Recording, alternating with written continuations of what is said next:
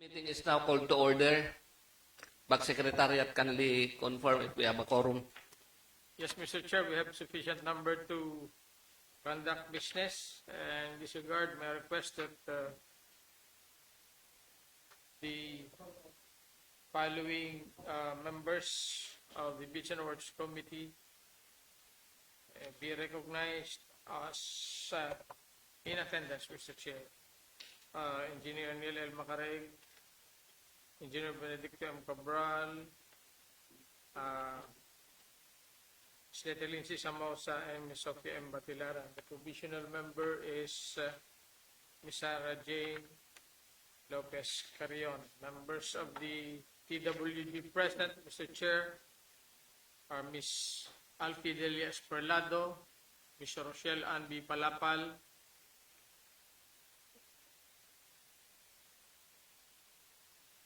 Mr. Paul Clen Erico Bitampok, Ms. Jean Pitches L. Galban, Mr. Adrian Patrick G. Andal.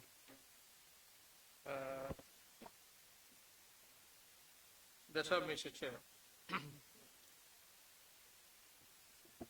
With duly established quorum, we now then proceed to the order of business. Order of business, Mr. Chair, as the opening of bids and the bid evaluation for the procurement project supply and delivery of 40,000 pieces Jute Tagboard through framework agreement under NPO BACPAL 002-26 with an ABC of 2,184,000 pesos.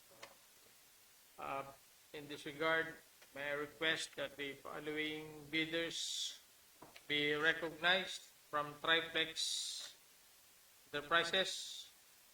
Mr. Eric Regire, good morning, sir. And Mr.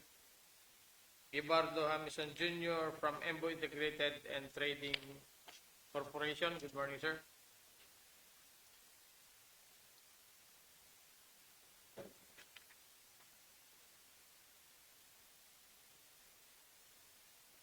We now proceed to the general rules.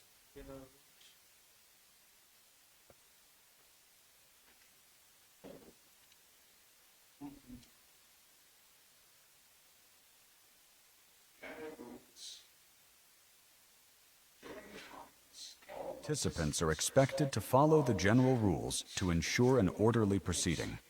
Participants are requested to arrive on time.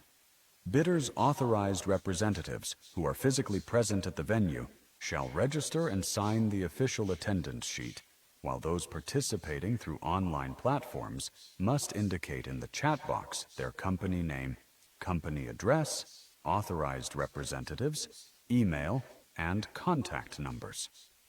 Proper meeting decorum must be observed at all times. Participants are required to keep their mobile phones on silent mode, observe courtesy and professionalism, and raise their hand if they wish to speak, waiting to be recognized by the presiding officer before doing so. All questions should be relevant to the subject matter being discussed, and unauthorized recording of the proceedings is strictly prohibited. Failure to comply with these rules may result in consequences, including a warning for minor violations or removal from the conference in cases of serious or repeated violations.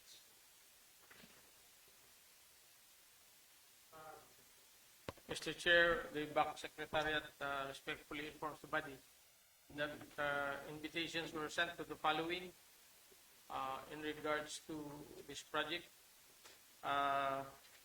The Office of State Auditor 3, Audit Team Leader, the Office of the Resident Commission on Auditor of NPO on February 26, 2026.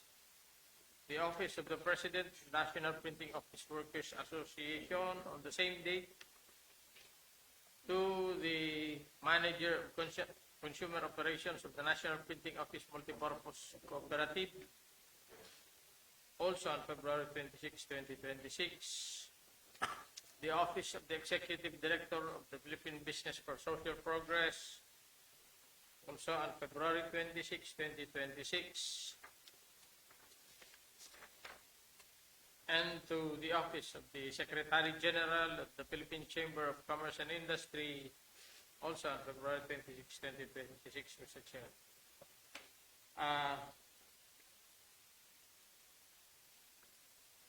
For the information of the body, we now proceed with the list of bids received by the Back Secretariat. First,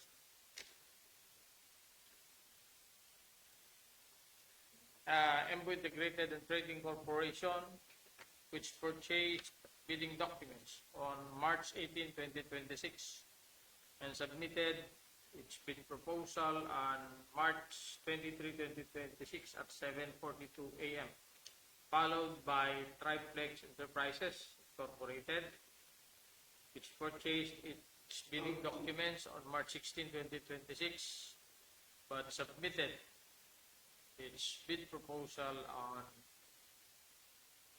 March 23, 2026 at 9:54 a.m. Following the order for which the bid proposal were submitted, first bid for evaluation would be Embu Integrated and Trading Corporation. And in this regard, Mr. Chair, may I ask the body to recognize Mr. Jasper Greco, Mr. King Kaluwag, and Ms. Ira Chantel Hilaos. Ms. Ira Hilaos and Mr. Kaluwag are recognized. Please proceed to the opening of the submitted bidding documents. Thank you, Mr. Chair. Again, good morning, everyone. I'm Ira Chantel Hilaos, Back Secretariat Member, presenter for today's opening of bids for the procurement project, supply and delivery of 40,000 pieces Jute Tagboard with identification number NPO-BAC-FAL-002-26 with ABC amounting to 2,184,000 pesos. We shall open the submitted bid proposals according to the order in which they were received by the NPO Bids and Awards Committee. The first bidder to submit its bid proposal is Embu Integrated and Trading Corporation.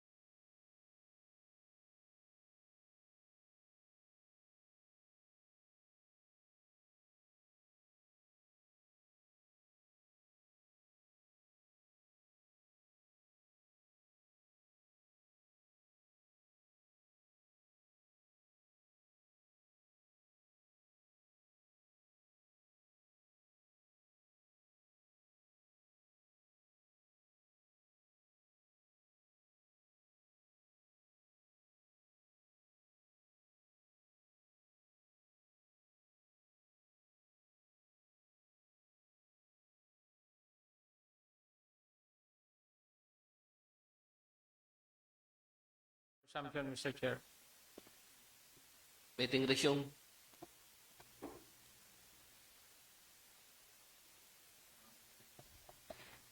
Again, the first bidder is Embu Integrated and Trading Corporation. The bidder submitted one mother red envelope, properly marked, sealed, and signed. Mr. Chair, may we proceed with the opening of the mother envelope?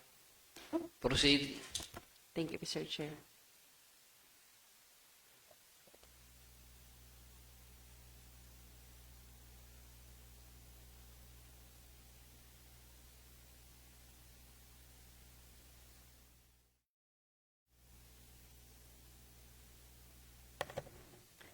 Mr. Chair, the mother envelope contains two inner envelopes, the blue envelope marked technical component and the green envelope marked financial component. Both envelopes are labeled and are duly sealed and signed. We shall turn over the sealed financial component envelope to the back chair until such time that the bidder is declared eligible for the opening of its financial component envelope.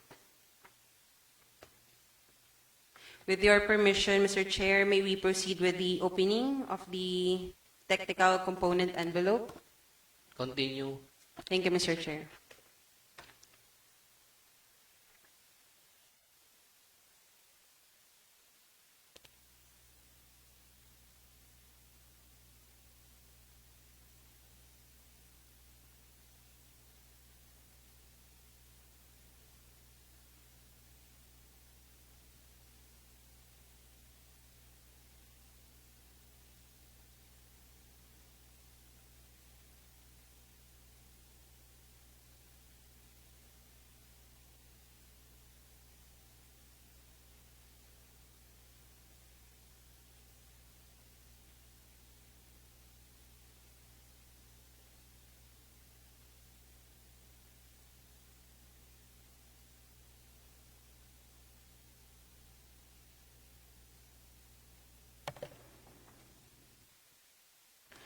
For the first requirement of the technical component envelope, a valid and updated Bldg certificate of registration, including Annex A of the Bldg registration.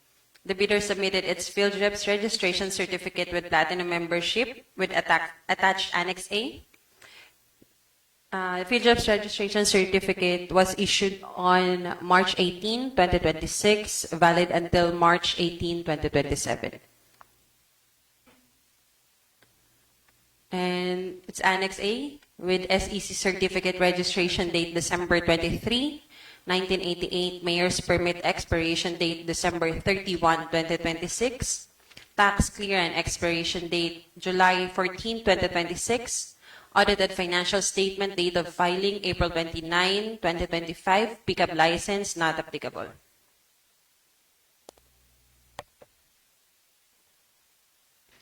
Next requirement is the original and duly signed statement of the bidder's single largest completed contract, similar to the procurement project to be bid as provided in the bid data sheet, ITB Clause 5.5 of the bidding documents.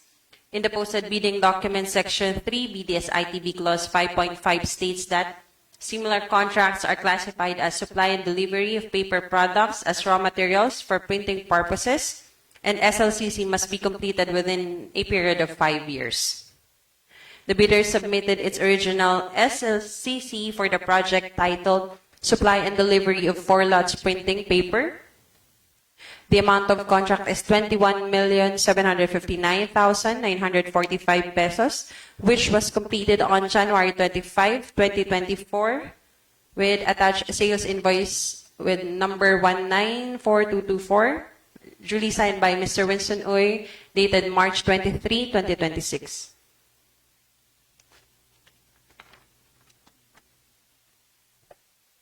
Next requirement is the bidder's original and duly signed computation of net financial contracting capacity.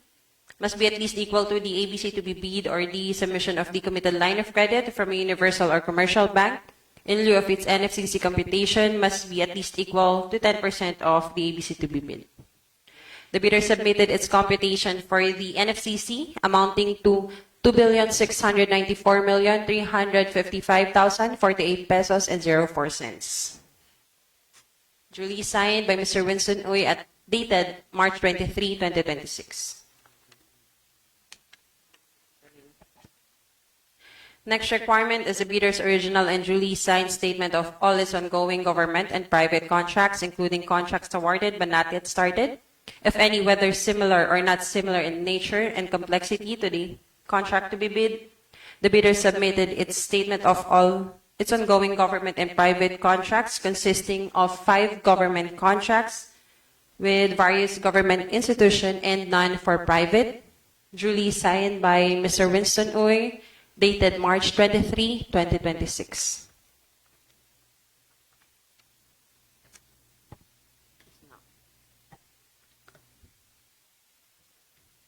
Next requirement is the original copy of bid security in the prescribed form, amount in accordance with ITB Clause 16, and validity period under ITB Clause 15. If in form of a surety bond, submit also a certification issued by the Insurance Commission, or original copy of duly notarized bid securing declaration. The bidder submitted its bid securing declaration, duly signed by Mr. Winston Uy, dated March 18, 2026, and was duly notarized by Attorney Arsenio P. Alilam, MCLE 8.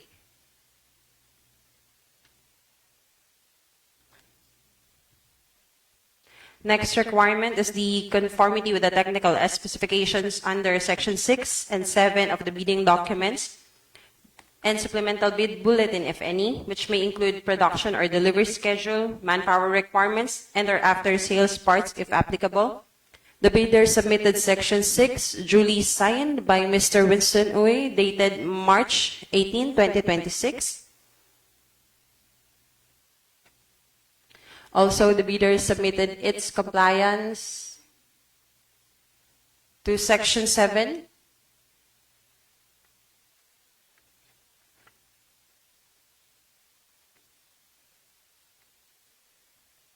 duly signed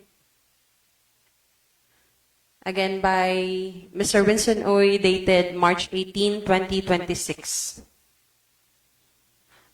Also, the bidder attached a copy of the supplemental bid bulletin dated March 16, 2026.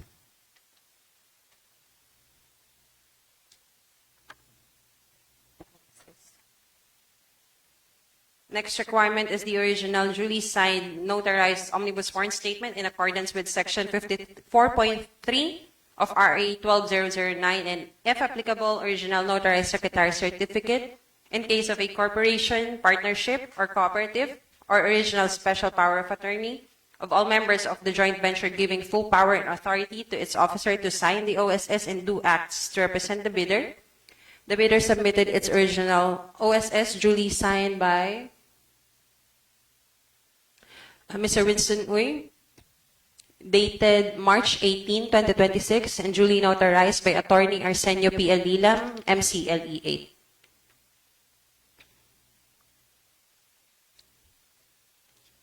The bidder also submitted a copy, original notarized secretary certificate, granting full power and authority to the authorized representative, Mr. Winston Uy and Mr. Razal B. Hamison, signed by the corporate secretary, Enrique B. Uy Jr., dated March 18, 2026, and duly notarized by Attorney Arsenio P. Alilam, MCLE 8. Also, the bidder attached a copy of the affidavit of undertaking, duly signed by Mr. Winston Uy, dated March 18, 2026, and duly notarized by Attorney Arsenio P. Alilam, MCLE 8. Mr. Chair, that concludes the technical component envelope of the first bidder.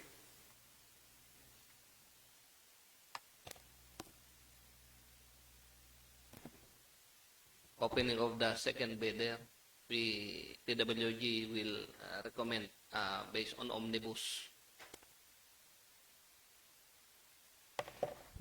Noted, Mr. Chair. The second envelope was submitted by the Triplex Enterprises Incorporated. They submitted the red mother envelope, duly marked and sealed, properly marked and sealed. Mr. Chair, may we proceed with the opening of the mother envelope? Thank you, Mr. Chair.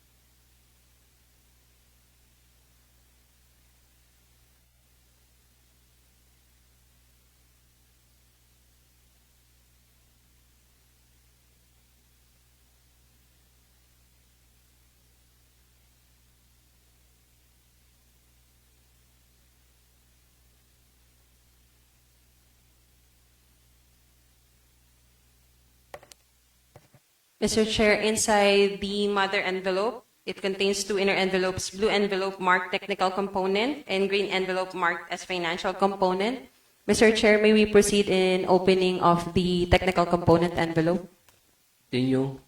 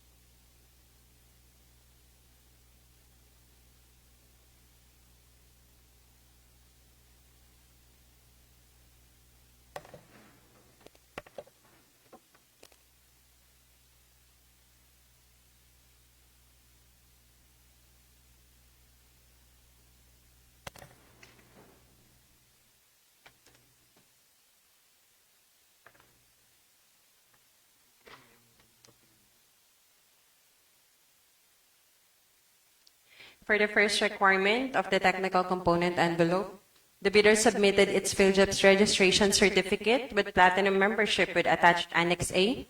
The PhilJEP's registration certificate is issued on May 19, 2025 and valid until May 19, 2026. Under Annex A, SEC certificate registration date July 24, 1978. Mayor's permit expiration date December 31, 2026. Tax clearance expiration date August 20, 2026. Audited financial statement date of filing April 30, 2025.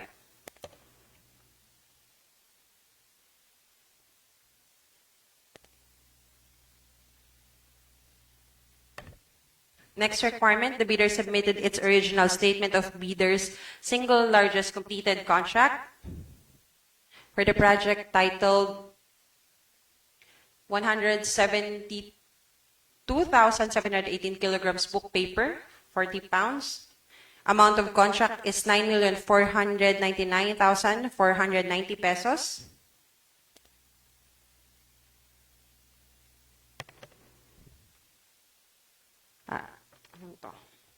The project was completed on October 7, 2021 with attached sales invoice number 1910949, collection receipt number 0203120, duly signed by Mr. Victor G. Chan, dated March 18, 2026.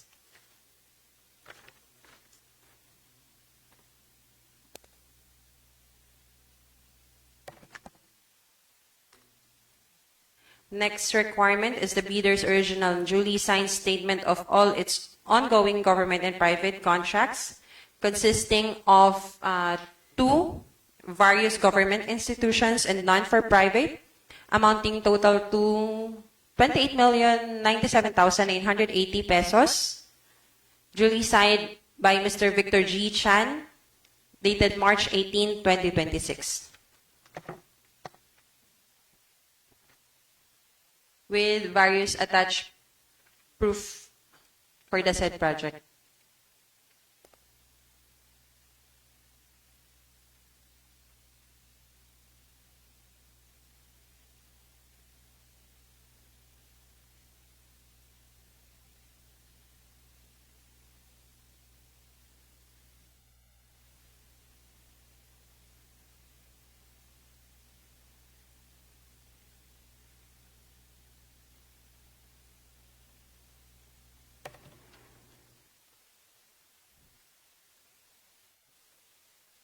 Next requirement submitted by the bidder, it's their computation for their net financial contracting capacity, amounting to 11,10,810,380 pesos, duly signed by Mr. Victor G. Chan, dated March 18, 2026.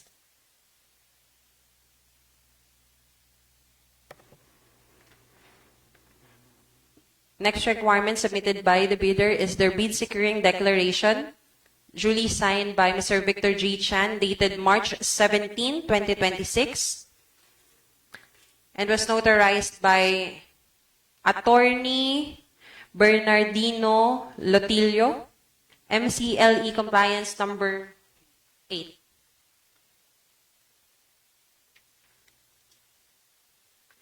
Next requirement, submitted by the bidder, is there conformity with the technical specifications under section 6 and 7, duly signed by Mr. Victor G. Chan, dated March 13, 2026,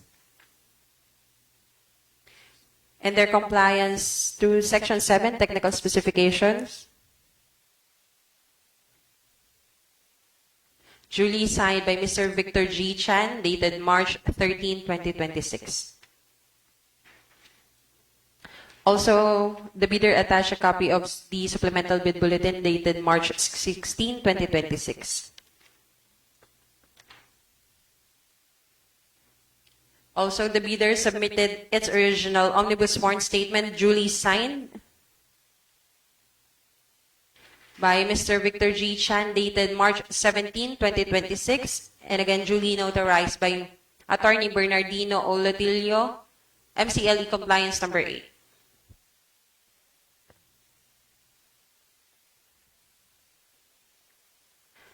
Original notarized secretary certificate granting full power and authority to the authorized representative to act and represent the bidder, duly signed by the corporate secretary Evangeline C. Tan,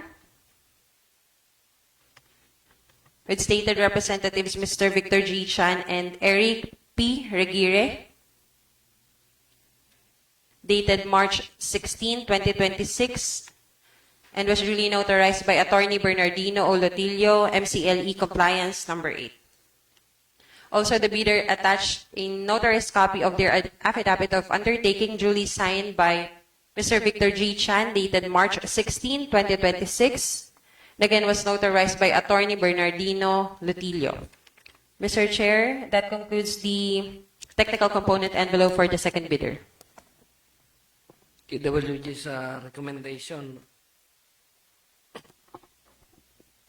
Mr. Chair, upon a discretionary pass or fail examination of the required documents within the technical component envelope, specifically the valid and updated Bldg certificate of registration, platinum membership, including Annex A of the Bldg registration, original and duly signed statement of the bidder's single largest completed contract similar to the procurement product to be bid, the bidder's original and duly signed computation of net financial contracting capacity, the bidder's original and duly signed statement of all its ongoing government and private contracts, original and duly signed notarized bid securing declaration, conformity with the technical specifications under Section 6 and 7 of the bidding documents and supplemental bid bulletin, original and duly signed and notarized omnibus sworn statement in accordance with Section 54.3 of RA 12009, and original and notarized secretariat's certificate submitted by the following bidders. Number 1, Embu Integrated and Trading Corporation. Number 2, Triplex Enterprises Incorporated. The technical working group finds the submission to be complete. Accordingly, the TWG respectfully recommends that the committee proceed with the opening of their financial component envelope. The TWG's recommendation is now before the body in a motion. I move to adopt the recommendation by technical working group, Mr. Chair. Second. No objection. Hearing none. Let's now then proceed to the opening of the financial component envelope.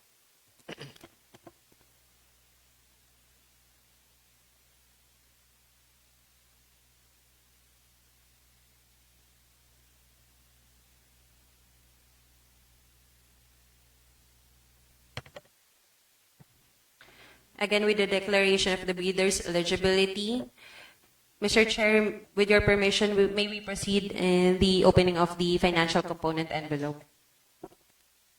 Proceed. Thank you.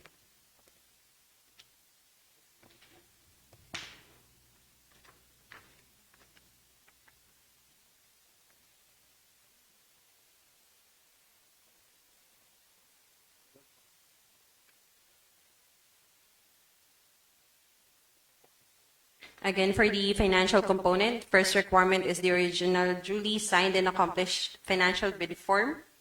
Each page should be signed and initialed.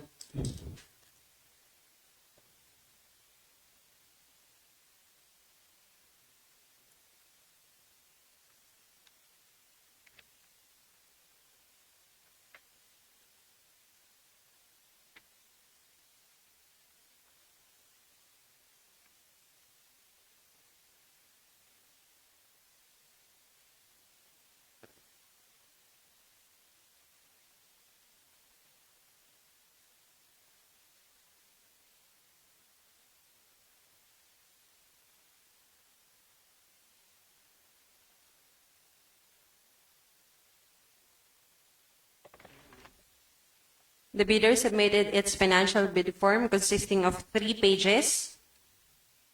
All pages duly accomplished, signed and initialed.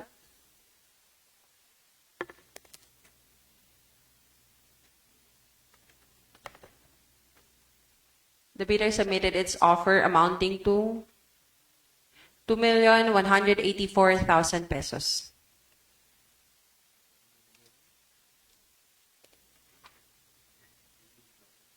$184,000 pesos.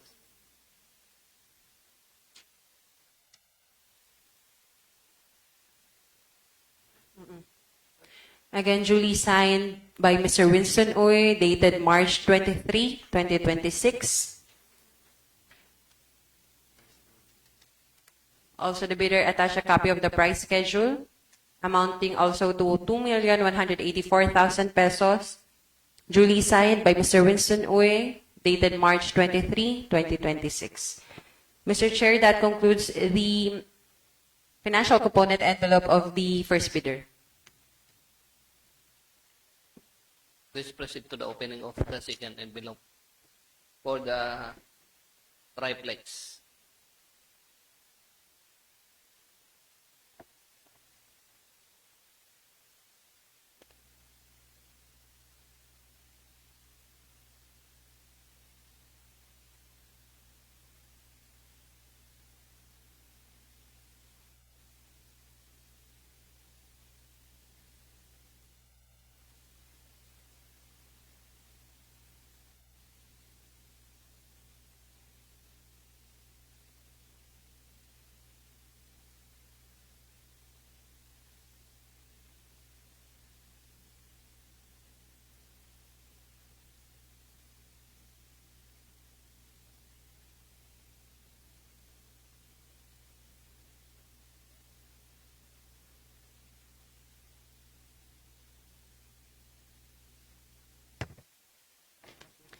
The second bidder submitted its financial bid form consisting of 6 pages.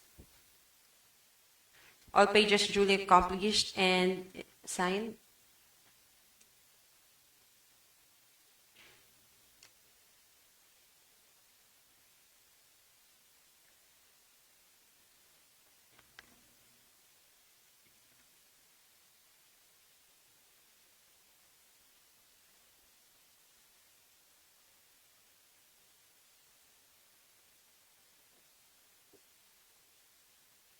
The second bidder submitted their bid offer amounting to 2,120,000 pesos.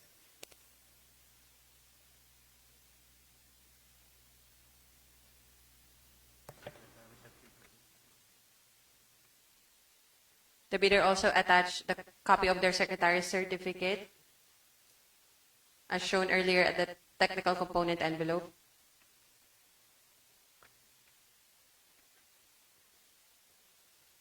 And a copy of their price schedule. Same amount, 2,120,000 pesos. Duly signed by Mr. Victor G. Chan.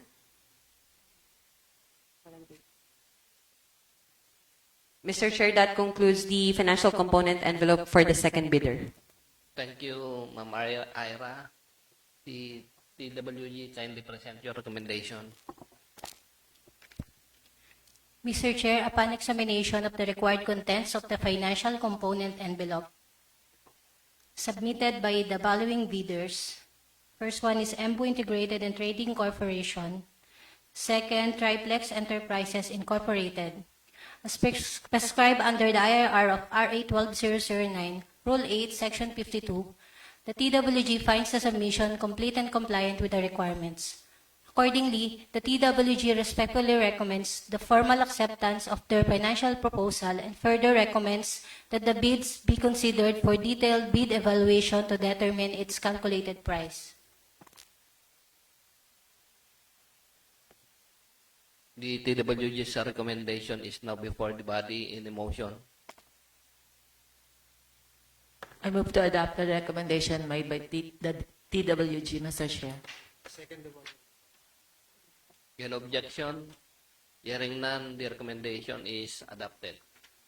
The NPO Bids and Awards Committee extend our appreciation for attending this activity. Thank you, sir. And you are now excused.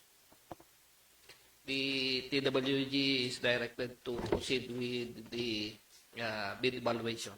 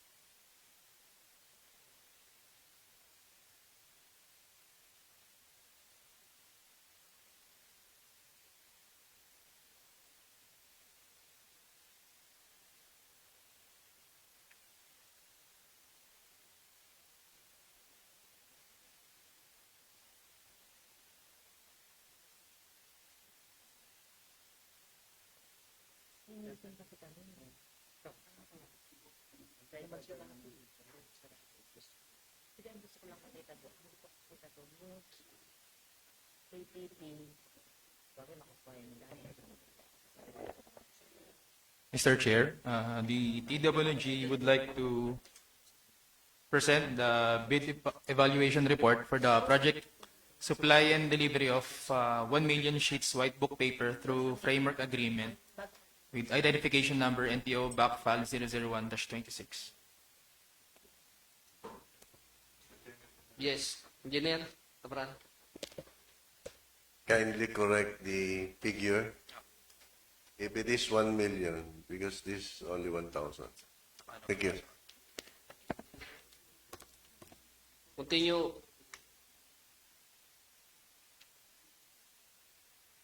To continue, based on the result of the bid evaluation as presented in this report, the bid submitted by EMBO Integrated and Trading Corporation in the amount of 7 million pesos and Nation Paper Products and Printing Corporation in the amount of 6,480,000 pesos for the project titled Supply and Delivery of 1 million sheets white book paper through framework agreement with identification number NPO backfile 001-26 were found to be mathematically correct, with the total bid as read being consistent with the total calculated bid. Also, in accordance with Republic Act 12009 and its implementing rules and regulations, the TWG hereby recommends the Nation Paper Products and Printing Corporation be declared as the lowest calculated bid and that its bid be subjected to post-qualification for the purpose of verifying, validating, and ascertaining the truthfulness, authenticity, and sufficiency of all documents submitted in support of its bid. That's all, Mr. Chair.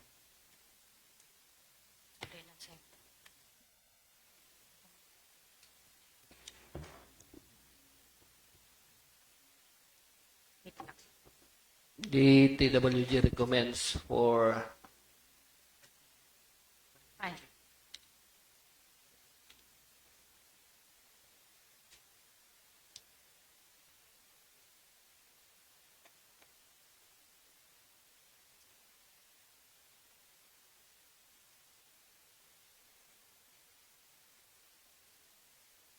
the TWG recommends that Nation Paper Products and Printing Corporation be declared as the lowest calculated bid, and that its bid be subjected to post-qualification.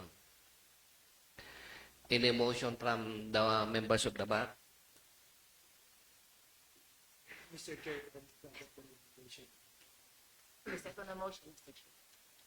An objection? Hearing none, the recommendations of the TWG is adopted. Please take note, back secretariat.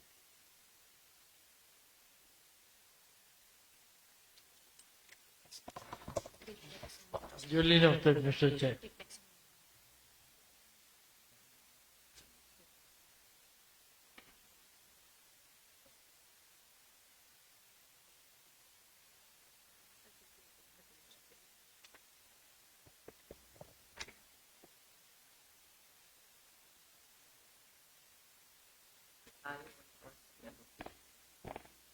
The TWG would like to present the bid evaluation report for the project supply and delivery of 40,000 pieces Jute Tagboard through framework agreement with identification number NPO-BAC-FAL-002-26.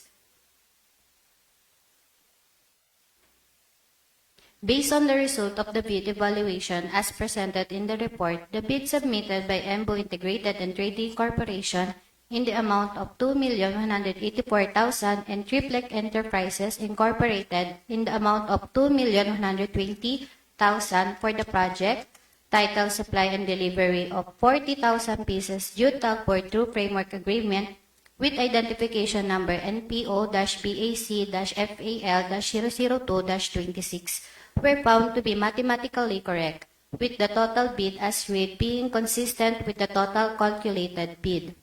In accordance with the Republic Act number 12009 and its implementing rules and regulation, the Technical Working Group hereby recommends the Triplec Enterprise Incorporated be declared as the lowest calculated bid, and that its bid be subjected to post-qualification for the purpose of verifying, validating, and ascertaining the truthfulness, authenticity, and sufficiency of all documents submitted in the support of its bids.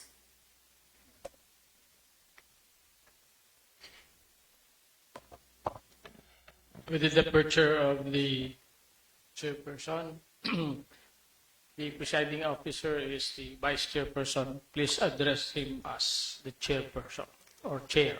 Thank you. Thank you, Mr. Baksek. There's a recommendation made by the TWG to declare Triplex Enterprises Incorporated as the lowest calculated bid, and that its bid be subjected to post-qualification. Any motion from the members of the back? I move to adopt the recommendation made by the TWG, Mr. Chair. Any objection? If there's no objection, the motion is hereby granted, and then the BACSEC is hereby requested that the lowest calculated bidder as recommended be notified. Thank you. Duly noted, Mr. Chair. In this regard, Mr. Chair, having no other matters to discuss, the back secretariat respectfully recommends the adjournment of the proceedings. Thank you. There's a recommendation from the BACSEC to adjourn this bid opening. Any motion from the back members? I move the recommendation of the back set, Mr. Chair. Any objection? Since there's no objection, this bid opening is hereby adjourned. Sorry.